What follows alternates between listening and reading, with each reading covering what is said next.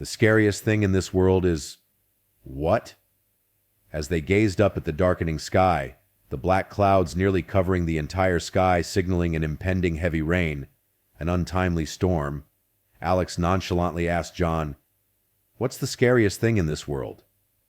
"That today I can't get any Uber fares to feed my kid. He'll go hungry," John snapped. He had always hated Alex's tendency to daydream and ponder, a habit unbecoming for a woman like her in his opinion. Alex scratched her half-blonde, half-brunette hair that needed re-dyeing, mumbling, "For me, it's the dreams. I had that dream again last night." John swore under his breath. "Instead of worrying whether you'll make any money today with this damn rain, you keep dreaming, you dumb woman." Alex didn't bother to look at John's scowling face. She was used to his sour temperament, gruff and constantly griping ever since his wife left him for a richer man 2 years ago, abandoning their toddler son.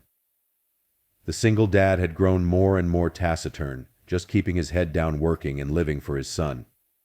Having grown up together, Alex felt sympathy for her old friend and often requested him to drive her, paying him a little extra.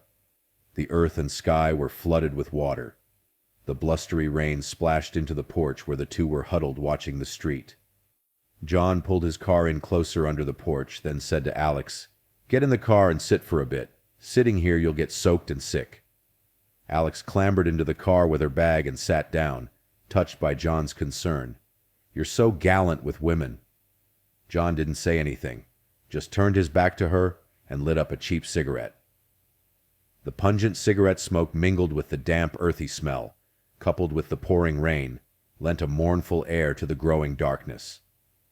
Suddenly, amidst the blurry white downpour, Alex heard the faint sound of a piano, its notes floating through the torrential rain in this dilapidated neighborhood on the outskirts of San Francisco.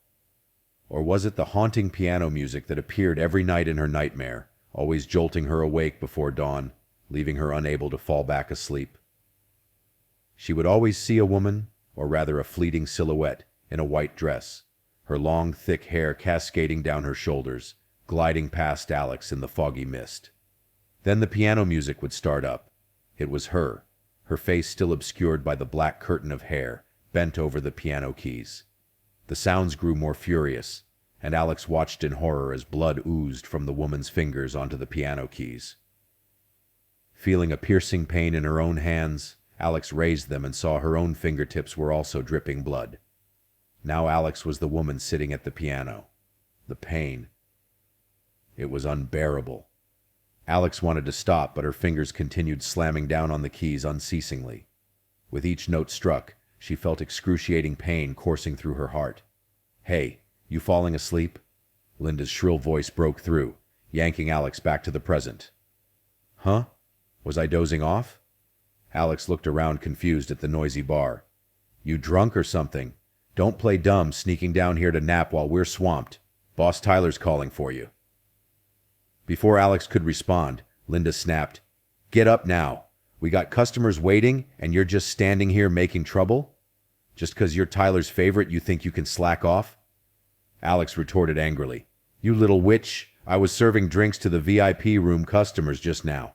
I only sat down to rest a minute and you dare scold me? A petty girl like you?" Just as Linda was about to retaliate, a male voice interjected, "What are you two doing?" Without waiting for an answer, Tyler said, "We got a full house and you're fighting here? Linda, get to the VIP room. Alex, come up to the bar with me. Now, or you'll both lose wages today." Not daring to disobey, Linda sullenly turned to leave, though still fuming inside and cursing under her breath. "Gotta discipline that girl. She's still so young and headstrong," Tyler remarked. Alex sighed. "Let it go. I was just as wild at her age. I'll go freshen up and head up." Alex staggered into the back room. Her face looked wan and tired beneath the heavy makeup in the mirror. She reapplied her lipstick and face powder, noticing the signs of aging marring her once beautiful face that had been her pride. A few crow's feet, weary wrinkles on her forehead. Most obvious was how next to the perky, youthful girls like Linda, her own youthful glow had slowly faded. Lighting a cigarette, Alex sighed deeply. Her life had slipped by her in drunken stupors, in clouds of smoke, in one thrill after another, uncertain of any tomorrow. and she didn't even know why she felt this sadness. This inability to view herself simply like John was always scolding her in exasperation. Damn you, a whore like you has no right to be so difficult. If that's so, why don't you live proper and decent? Alex smirked. That bastard. Silence suited him better than his foul mouth. But he was right. She was a whore. So why not just placidly accept her lot? The smoke from her cigarette clouded the mirror, obscuring her reflection until an image surfaced. Her smiling face, but the face in the mirror had no expression. It stared back at her with eerie, jet-black eyes full of evil. Alex jerked back in terror, stumbling to the floor. She scrambled up and rushed out, slamming the door shut behind her. Gasping for breath, she leaned against the door, clutching her chest, trying to calm her pounding heart. Faux Q bar was filled with cigarette smoke, the loud music drowning out the shouts and laughter. Tua High Restaurant was the most upscale dining establishment in the Richmond district, featuring a spacious garden eatery and a lively bar providing all kinds of adult entertainment for wealthy male clientele.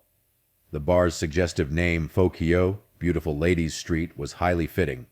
Every night it was packed with gorgeous, long-legged girls ready to provide attentive service to the gentlemen.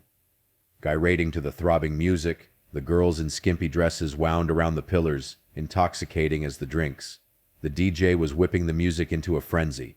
Everything behind those doors made any man want to forget all his troubles. Having been instructed by Tyler to serve the VIP table, Alex was tossing back drink after drink like a madwoman, laughing raucously and playing drinking games with the men. The loser of each round had to down 2 shots. Alex had no idea how much she had drunk, how hard she had laughed, or how crazily she had danced. She just wanted to get utterly smashed, hoping the stupor would make her forget all the anguish and troubles of her life. Yet she didn't even know why she felt this sadness, this inability to see herself simply as John always scolded her. "You damn whore! Just live proper and decent." The pounding music was spinning Alex into a whirlwind, steeped in alcohol fumes and the deafening cheers. Suddenly feeling limp, the room started spinning violently. Alex collapsed to her knees, barely glimpsing Tyler rushing over in alarm before the darkness consumed her. That piano melody floated up again, the gentle notes of the piano. Alex leaned against the door, gazing into the luxurious room where the girl sat engrossed by the instrument, lost in the music.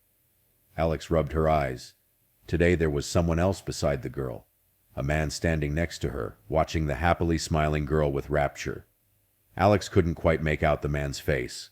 Suddenly the music halted. The girl slowly turned to look at Alex. Alex started. The girl was crying, her face drenched in tears. Abruptly Alex felt choked, her throat constricted as if by an invisible hand. Gasping for air, Alex clawed at her neck, trying to break free of the phantom grip. Alex jolted awakey, breathing heavily. Then she felt a piercing pain in her hand. Looking over, she winced. The IV needle had been ripped out, a long smear of blood trailing down the pristine white sheets. Glancing around, Alex was shocked to see a leathery, sunburnt face intently watching her. Before she could gather her thoughts, the old woman grumbled. "So you're awake now? What was all that screaming about? Drinking yourself crazy, then shouting and keeping us all up. I didn't get a wink of sleep last night thanks to you." Where am I?" Alex stammered. "The hospital," the old woman snapped. "Why am I here?" "Can't even remember, huh? Kids these days are hopeless. Young girls drinking themselves into oblivion with no clue what's happening," the woman grumbled loudly. "Doctor, she's awake now." Alex sat limply, allowing the doctor to examine her. Her mouth tasted bitterly, and her head pounded. Just then John walked in, carrying a large basket. "Alcohol poisoning. Tyler brought you in, then called me. I came by when I could to see you. Got some porridge here. Eat up while it's hot." Watching John's rough, calloused hands carefully scooping up spoonfuls of steaming porridge, Alex suddenly felt ravenous. John sat watching her eat. "Why do you do this to yourself?" he asked. "Drinking so much you could have died? You trying to kill yourself?" "Oh, stop lecturing, my head's splitting," Alex groaned. John sighed at his stubborn, headstrong friend. The three of them, John, Alex, and Tyler, had been inseparable since childhood, close in age and proximity. Back then, Alex had come from a wealthy family. Remember how Auntie Patricia used to make us breakfast porridge? John murmured wistfully. Alex stopped eating, eyes fixed on the bowl of porridge, though her gaze seemed to reach far back into the distant past. Yeah, your mom knew I often went hungry, so she'd tell me to come over and eat together. The memories made them both lapse into contemplative silence, the cheerful chirping of the songbirds in their wooden cages on the porch eaves. Mrs. Susan wearily glanced around the sprawling garden bursting with colorful blooms, but she had no interest in admiring the bright beauty of the early morning. Dark circles under her eyes, exhausted, a ringing in her ears from the sinister dreams that had plagued her all night. The nightmares left her panic-stricken every night, tossing and turning, unable to fall back asleep. Her eyes were bloodshot, still haunted by the terrors of her dream. It was her, that dead woman, her vengeful spirit lurking nearby all these years, waiting to pounce and shred Mrs. Susan in a frenzy. Those eyes had haunted her for years, brimming with hatred, a murderous gaze of an evil spirit. Mrs. Susan cried out, unconsciously raising her hand to her throat.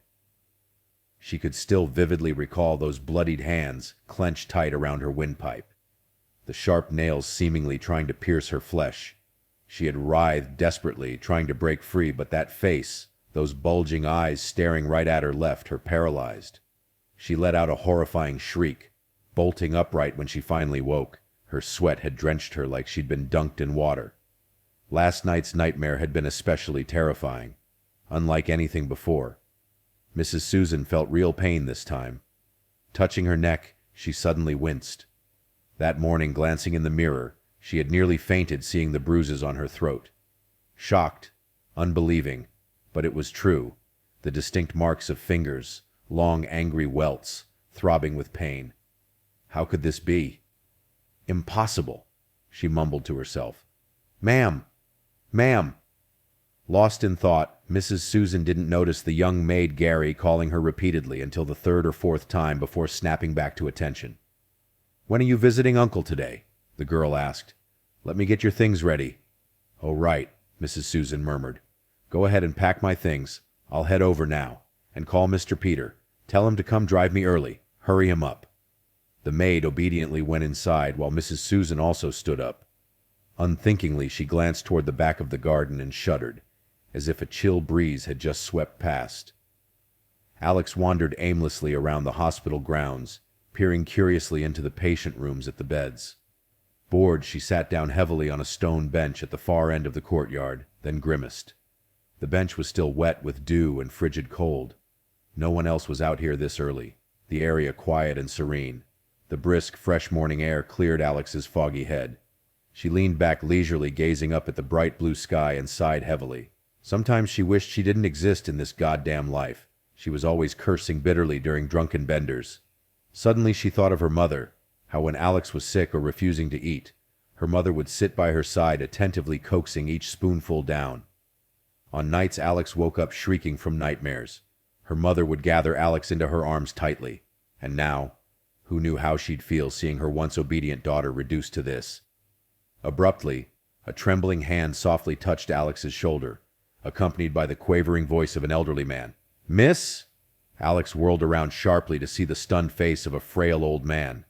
When she turned, he opened his eyes wide in disbelief, his lips trembling as if trying to speak, but too overcome to form words. Then he swayed and collapsed to his knees. The sleek, shiny black BMW glided out of the gates of the palatial Jessica mansion, leisurely cruising through the tranquil, tree-lined streets of Thao Dien neighborhood before merging into the crowded city traffic. Visiting Uncle early today? The driver asked cheerfully. Yes, well, I had some free time this morning, so thought I'd go early to keep him company.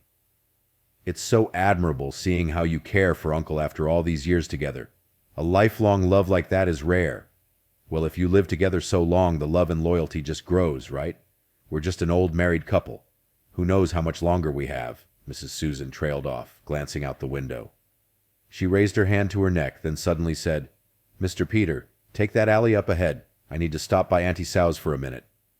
The driver seemed extremely familiar with the tiny alley, deftly steering the car to a stop at the narrow entrance too slim for vehicles. Mrs. Susan stepped out. I'll be right out. Wait a minute. Her footsteps hurriedly scurried along the bumpy, muddy alley. She grimaced, sidestepping the pile of trash in the path. A few curious onlookers peered out, her refined elegance utterly incongruous with the filthy poverty here. Stopping at the small, dilapidated house tucked away at the end, Mrs. Susan raised her hand to knock when... She recoiled in shock.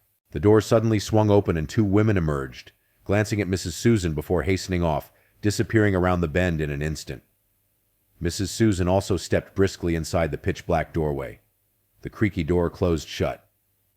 Though she had been here many times, Mrs. Susan could never get used to the overpowering smell of incense blended with the musty dampness, making her nose sting and eyes water. In the hazy lamplight, the hunched figure of the woman sitting on the mat looked eerie. On her back was a large hump, making her sitting posture even more crooked. The old woman croaked, "You've come again?" "Yes, I've come again for your help," Mrs. Susan quickly replied before sitting down. The old woman scrutinized her.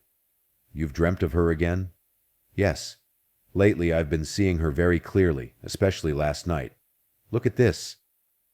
Mrs. Susan pulled down her scarf. The bruises had purpled. Without a word, the old humpbacked woman hastily lit some incense.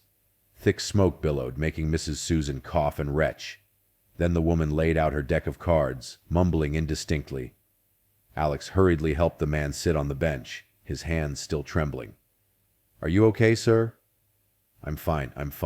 You look so frail. Where is your family?" The man waved his hand, shaking his head, signaling he didn't need help. Alex looked him over. The man was probably in his 60s or older. His dignified manner hinted he was someone important and wealthy.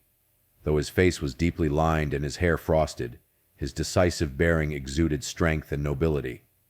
Especially his bright, kind eyes reminded Alex of her own late father, making her suddenly ache inside. She quickly stood up. "Well, you rest here, sir." The man's hand shot out, grasping Alex's hand tightly.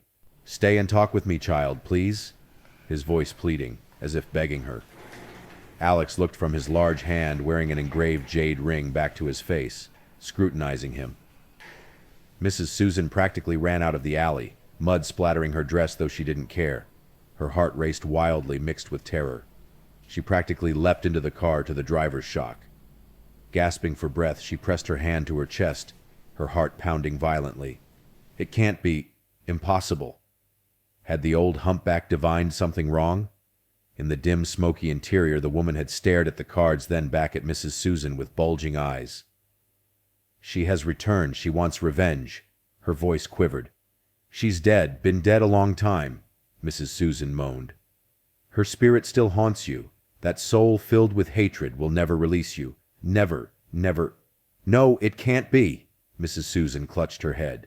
"Ma'am, we've arrived at the hospital. Are you unwell?" The driver called out.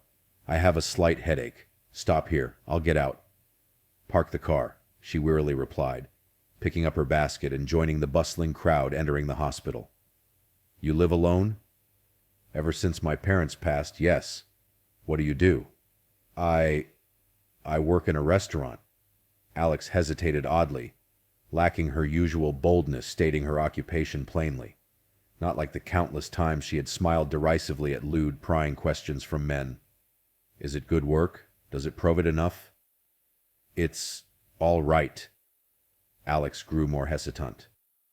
Her customary audacity seemed to have vanished. She kept her eyes downcast as if wanting to evade his gaze, like a child lying and afraid of being caught out. Abruptly, there was a horrified gasp behind them. Mrs. Susan had been standing there for who knew how long. She looked ghostly pale, as if about to faint, her basket slipping from her hands. She bent to pick it up, fumbling and mumbling ceaselessly like a madwoman. "It can't be. Impossible." "Ma'am, you're early. You said you wouldn't come until this afternoon?" Mrs. Susan seemed oblivious, just staring fixedly at Alex, who returned her gaze. How odd. In the woman's eyes, Alex saw a bizarre fear. As Alex walked past, she felt Mrs. Susan shrink back trembling. Approaching her room, Alex saw Tyler had arrived at some point. Her eyes lit up, and she hastily pulled him to a secluded corner of the hallway. "Got it with you?" Alex held out her palm. Tyler reached into his pocket and pulled out a small packet. Alex eagerly sat down, ripping it open and taking out a cigarette. Tyler also sat, the Zippo cover snapping open sharply. Alex took a long drag, then playfully blew the smoke in Tyler's face. He grimaced, turning away. "Cut it out." He stood irritably. "Take me home later, okay? I'm bored to death here." Alex looked at Tyler. "You just got better and already so impatient to leave? Then you'll just collapse again? Staying here will kill me faster. Let me change, then take me home. Still have to work tonight." She took another drag, again feeling the urge to dance and revel, eyes narrowed, blowing a wispy smoke trail skyward. Just as Tyler drove Alex from the alley onto the street, a motorcycle suddenly roared straight at them. Screech! Both bikes slammed on the brakes, leaving long skid marks on the road, black smears of burnt rubber. Tyler swerved unsteadily, crashing into the curb. Alex yelped in shock, her face slamming into Tyler's back, blinded. Before they could react, Tyler bellowed furiously, "You bastard! What the hell do you want?" Alex startled, seeing the enraged face of the motorcycle rider who had charged them. It was John. "I'll bash your fucking face in. Scum like you should be dead." John's face was crimson. He grabbed Tyler's collar and smashed his fist into Tyler's face, knocking him sprawling into the grass. Too quick for Tyler to dodge, he saw stars exploding before his eyes from the pain, leaving him dazed but also incensed. He leapt up to retaliate, but John landed several more blows. Tyler was no match for his raw strength. Alex rushed to restrain John. "You crazy? Picking fights for no reason." The two men glared murderously at each other. John flung Alex's hand off. "You'll end up dead following this bastard, Con." His voice held a pleading urgency. Tyler leaned on his bike, struggling to stand. "John, you filthy mongrel. You wretched lowlife." "I'm a mongrel? A lowlife? But not nearly as vile and despicable as you, betraying your friends, betraying your woman. You're the dog. I use my hands to make an honest living, but you profit off women's bodies, you dog." "Shut up, John," Alex shouted. "Still can't see his true mutt face even after how many times he's screwed you over. Sold you to how many men and you're still blind?" John's eyes blazed with fury. Con looked at him and enunciated slowly. "I've told you 1,000,000 times, my business is mine alone. You—" John's face turned purple. "Go pick up little Sue. What are you causing trouble here for?" Con turned to Tyler. "Let's go." Suddenly John lunged, grabbing her arm tightly. "Where are you going?" "To work. I'm late." "You can't go with that dog." Con coldly flung his hand off. "You're nothing to me." She climbed on Tyler's bike. Knowing he was no match against John, staying would just earn him a few more brutal blows. So Tyler hastily revved the engine and sped off, yelling over his shoulder, "I'll kill you, dog." John watched Con leave, seething. He felt powerless, an impotent man. Ignoring the curious onlookers and passers-by who had watched the whole spectacle, John howled like a madman, kicking his fallen bike angrily into the street. At the palatial Jessica mansion, Mrs. Susan listlessly descended the stairs. The huge house was deathly silent, ever since her only daughter Megan had married and moved with her husband to America. She looked around, sighing heavily. This sprawling, echoing emptiness was all because of her husband. Mr. Brandon refused to go anywhere else, so she had to remain too. Otherwise, she would have joined her daughter long ago, rather than stay in this place where so many unpleasant things had happened. Mrs. Susan was a cunning, scheming woman, having grown up in an orphanage before being adopted. Her impoverished, hardscrabble childhood had honed her manipulative and ruthless nature. But for the first time she felt sheer terror upon seeing that girl at the hospital that morning. That face, so eerily identical, as if she were looking right at her deceased sister, alive and standing before her eyes. How could two people possibly resemble each other to such an uncanny degree? Lost in thought, Mrs. Susan wandered aimlessly around the house until she found herself before a door. She started, realizing she was standing outside the large room at the end of the hall. The door was shut fast as always. She stared at the glossy, aged wood, reaching out to touch it. Suddenly the door gently swung open. Mrs. Susan recoiled in surprise.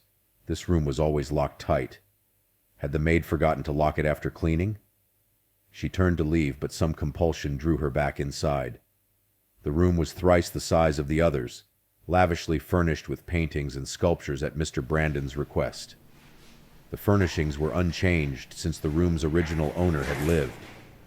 Mrs. Susan looked at the vibrant pink lotus blossoms in a vase on the table, bitterness and grief welling up. So many years gone, yet he had never forgotten her. To him, that woman who died still mattered more than his own wife. Mrs. Susan moved to the exquisite grand piano tucked in the corner and sat down. The ivory keys were spotless without a speck of dust. She could tell he spent hours here, longing futilely. Her fingers idly tapped the keys, releasing notes. "Let me play for you." The girl with dark eyes and long hair glided her fingers along the piano. "You play beautifully. If only I could play like you." "It's easy. I'll teach you. Come here." Mrs. Susan's hands drifted over the familiar melody surfacing. Beethoven's Moonlight Sonata. "You've got it." The girl smiled gently at Mrs. Susan.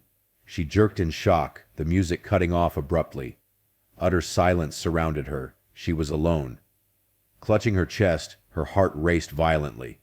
As she gathered herself, the girl's smiling face appeared right before her eyes in a photo frame. Reaching out, Mrs. Susan grasped it, staring at that face. "You were just like this. Beautiful, elegant, wealthy, and clever. You were always the most beautiful, the most talented, the precious flower to our parents, the one he worshipped." She stroked the image's cheek before replacing the frame. A sudden icy gust blasted through the wide-open window. Mrs. Susan whirled around, the white curtains billowing violently as the wind intensified. The piano keys abruptly clanged out slow, disjointed notes. Then came a shattering crash. Mrs. Susan shrieked in horror, seeing the photo girl's face smeared with blood, the fractured glass making the image even more grotesque. Those bulging dark eyes stared right at her. Mrs. Susan stumbled from the room, calling desperately for the maid Gary. "Ma'am, what's wrong?"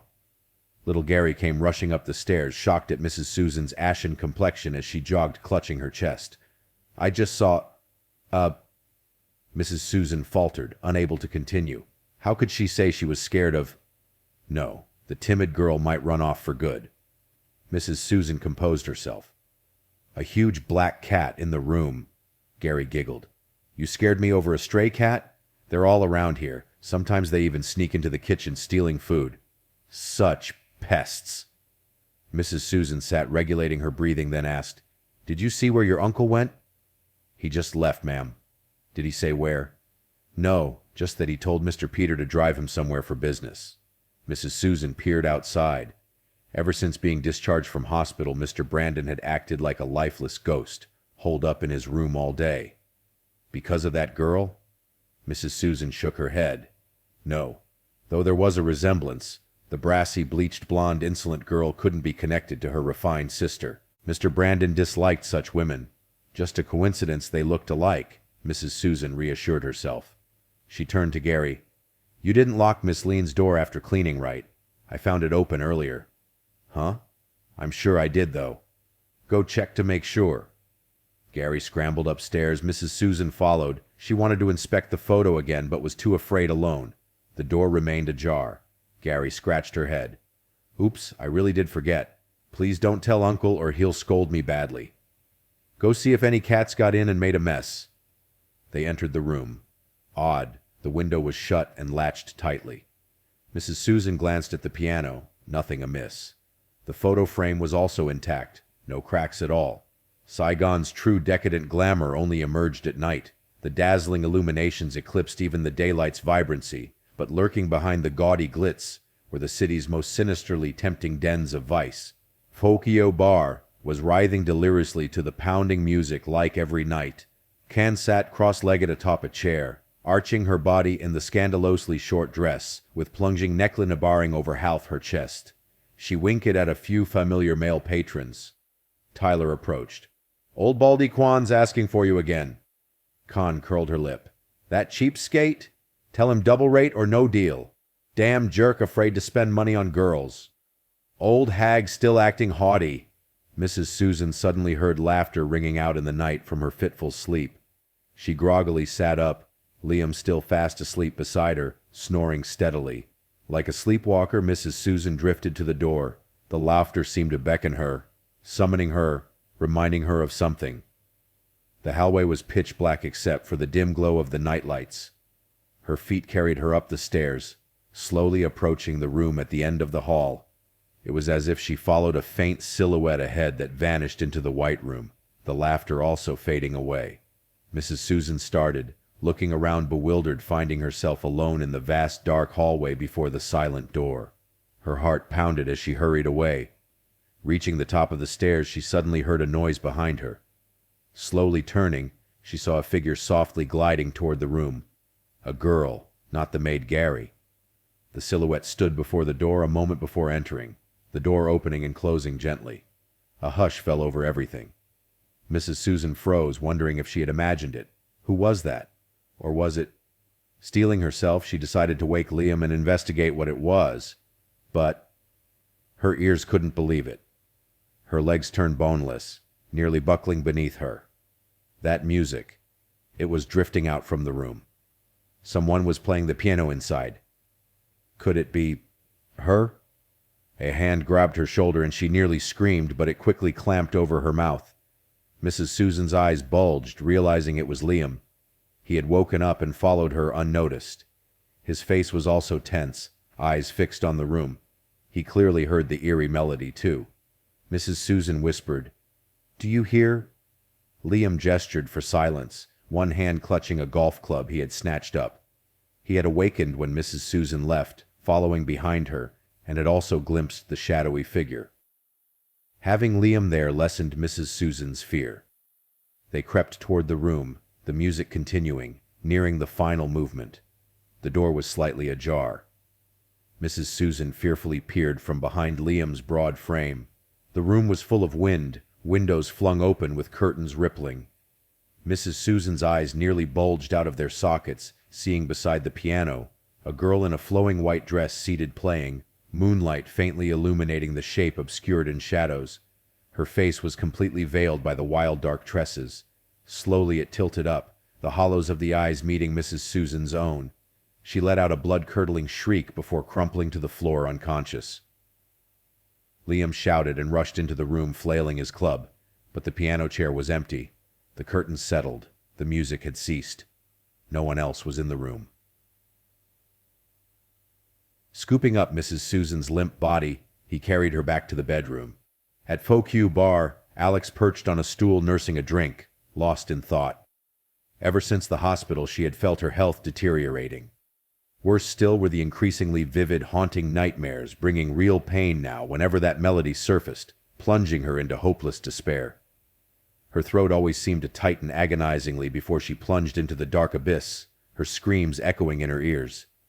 Then above the precipice, she'd see the bloody face of a girl identical to herself staring down. Whenever the nightmare jolted her awake, panicked and alone, she craved someone by her side. A tear trailed down her cheek. Now her life only held endless tormenting dreams. Tyler appeared, gesturing to a man seated alone in the shadows. It was Mr. Brandon. Alex started, then tipped back her drink, trying to bolster her nerves before sauntering over. "Fancy seeing you here, sir," she purred, draping herself over him. He didn't push her away, just stared with those same sad eyes. "Do I know you?" he asked hesitantly. "I should hope so. We had some grand times together." Alex gave a brittle laugh. "I'm sorry, my dear. You must have me confused for someone else." Seeing his genuinely bewildered expression, Alex faltered. "Let's go to my private room for a real reunion, She tried again, tracing a finger along his jaw suggestively. He gently removed her hand, shaking his head. "I think there's been a mistake. Please excuse me." He moved to stand but swayed unsteadily, still weak. Alex reflexively caught his arm. "Hey, take it easy. At least let me call you a cab." "No need." He trailed off, peering closely at Alex's face again. She fidgeted under his intense scrutiny, feeling oddly exposed. Abruptly he straightened up, eyes widening. "It's you! That girl!" Alex shrank back, his grip on her arm tightening. "You're Lila, aren't you? Lila!" Desperate hope filled his face. "Let go! I don't know any Lila!" Alex cried, trying to pull away. His feverish expression crumpled. "No, I thought... Forgive me." He released her arm, turning dejectedly toward the exit. Alex hesitated, then called out, "Wait, let me walk you to your car at least." He gave a sad smile. You're kind to an old fool. Please, I'll manage. Alex watched him shuffle away, filled with an inexplicable ache. Tonight, Mr. Brandon drank heavily. Alex watched the strange man knock back drink after drink. This was the 5th night he had come here, alone, calling for her and drinking. Just that, 5 nights in a row. He hardly spoke, only requesting she sit with him and pour the drinks. He was willing to pay exorbitant amounts just to have her company throughout the evening. He said little. Alex also didn't ask. Oddly, she felt a strange sense around him, like she knew him from somewhere. His face was so familiar. As she got up for more drinks, Tyler came over. This old geezer's smitten with you. Take good care of him, sweet cheeks. He's loaded. You know him? I checked on him. He's the CEO of the biggest arts and crafts export company in LA. Caters to overseas clients. He make any requests tonight? Requests? Other than having you pour his drinks? Tyler gestured at the bottle in Alex's hand. Alex shrugged and returned to the table. For the first time in years, since Lila passed away, Mr. Brandon wanted to get thoroughly drunk, especially since he dreaded going home. He knew no one was waiting for him there. Loneliness had crept in like the years. Looking at Alex, her face had initially shocked him. He thought Lila had returned back by his side. He sank into a dream where he went searching and found Alex. The instant he saw her at the bar, he knew he was wrong. This girl wasn't Lila, wasn't his beloved. Yet how could they resemble each other so eerily? Was fate toying with him, stirring up bitter memories and torment? Or was fate wanting him to meet this girl for some reason? The taxi pulled up outside the imposing gates. Alex staggered, supporting the swaying Mr. Brandon. It was very late. She hesitated before the formidable entrance. She had suggested dropping him elsewhere, but he had calmly instructed the driver here. But what if your wife sees me? I don't want to cause trouble. She still addressed him awkwardly. Who? Your wife. It's fine. Don't worry, he said with a slight smile. She won't say anything. The iron gates creaked open. Alex helped him up the front steps. He fumbled getting his keys, cursing under his breath. Here, let me. Alex took the keys, unlocking the heavy wooden doors. She flipped on the lights, gaping at the expansive marble foyer and curving staircase. This is your house? It's like a palace. Yes, my late father built it. Far too large for an old man now, Mr. Brandon murmured. Alex hesitated on the threshold. Maybe I should call you a cab instead. You can manage from here. No, please come in. I don't want to be alone tonight, he said softly, sadness creeping into his eyes. Alex slowly followed him in. He led her to a plush sitting room and sank into an armchair. Drink? He gestured at a liquor cabinet. Oh, I shouldn't. You've had plenty, sir. One last toast, then. He poured 2 glasses, passing one to Alex. She took a tiny sip as he drained his. Thank you for humoring an old man. Please, call me Isaac. Isaac. She tried out the name. It sounded intimate yet natural, rolling off her tongue. He gazed at her tenderly. Alex shifted self-consciously under his intense stare. Well, I should get going. She moved to rise, but he grasped her wrist. Stay a little longer. Lila. Alex froze. That's not my name, she said sharply. Isaac blinked, dropping her hand. Forgive me. For a moment, in this lighting, you looked just like... He trailed off hoarsely. Alex hesitated, then sat back down, not unkindly removing his hand from her knee. Tell me about her. Oh, child, she was a dream, my Lila. So beautiful, so elegant. We were going to start a family. Then, his face spasmed in remembered grief. She was taken from me. He abruptly stood, swaying slightly. It's late, my dear. Please let me summon you a car. The sleek black sedan cruised through the sleepy streets. Alex rested her head against the window, mind spinning. Why had she lingered so long?